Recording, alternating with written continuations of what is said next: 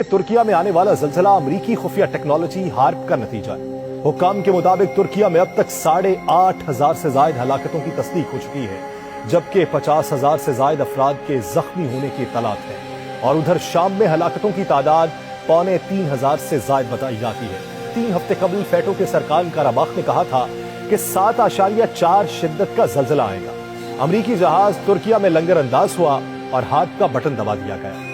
सिफारत खाने बंद करके अराकीन को वापस बुला लिया गया। इस तबाहकुन सूरत हाल के दरमियान हजारों लोग अपनी जान से हाथ धो बैठे हैं कि ज़लज़ला मसनूई तौर पर बनाया गया था। इस ज़लज़ले को हार्प यानी high frequency active auroral research program से भी तशबीह दी है, जो कि एक अमरीकी तहकीकी मरकज है जो आयनोस्फेयर की खुसूसियात और तर्ज अमल का मुतालिया करता है। ये हार्प किस बला का नाम है? टेक्नोलॉजी के बारे में बताते हैं। ये टेक्नोलॉजी एक हकीकत है, इसके पीछे अमरीका है।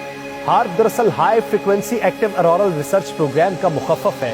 हार्प 1990 में अमेरिका में शुरू किया। ये एक तहकीकाती मंसूबा है। इस मंसूबे का बुनियादी मकसद रेडियो कम्युनिकेशन टेक्नोलॉजीज को बढ़ाना होता है। रूस यूक्रेन जंग के तनाजुर में अमेरिका हाल ही में तुर्की पर अदम ताउन का इल्जाम लगाते हुए संगीन नताइज की धमकियां भी दे चुका है। तुर्की, जो तुर्किया में अब तब्दील हो चुका है, ये सल्तनत उस्मानिया के इख्तिताम के बाद 100 साल इसके 2023 में पूरे होने हैं।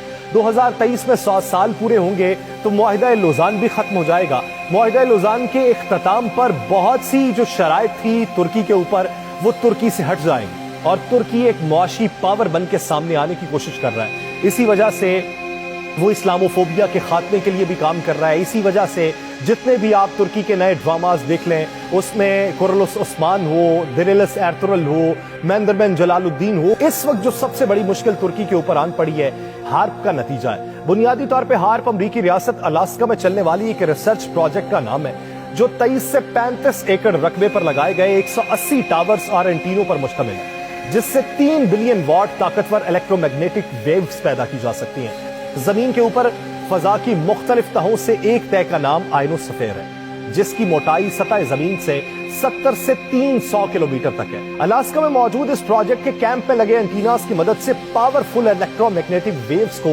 आयनोस्फेयर में भेजा जाता था, जिससे वहां बहुत ज्यादा हिद्दत पैदा करके मौसम में गैर मामूली तब्दीलियां पैदा की जाती हैं। इसकी मदद से एक तरफ किसी खित्ते को बारिशों से बिल्कुल महरूम करके बंजर बनाया जा सकता है और दूसरी तरफ किसी खित्ते में हद से ज्यादा बारिशों से मसनूई सैलाब भी पैदा किया जा सकता है। इस टेक्नोलॉजी की मदद से दुनिया के मुख्तलिफ खित्तों में ज़ेरे ज़मीन ज़खायर की मौजूदगी और उनकी मिकदार का भी अंदाजा लगाया जा सकता है। इस प्रोजेक्ट की मदद से आयनोस्फेयर का दर्जा हरारत गैर मामूली हद तक बढ़ाया जा सकता है, जिसकी वजह से बहुत ही कम फ्रीक्वेंसी की लहरें पैदा की जाती हैं, जिनका रुख जमीन की तरफ मोड़ दिया जाता है। इसलिए इनकी मदद से एनर्जी की बहुत बड़ी मिकदार को जमीन या फजा के कुछ हिस्से पर फोकस करके मुंतकिल करने से बहुत ज्यादा दर्जा हरारत का प्लाज्मा पैदा किया जा सकता है।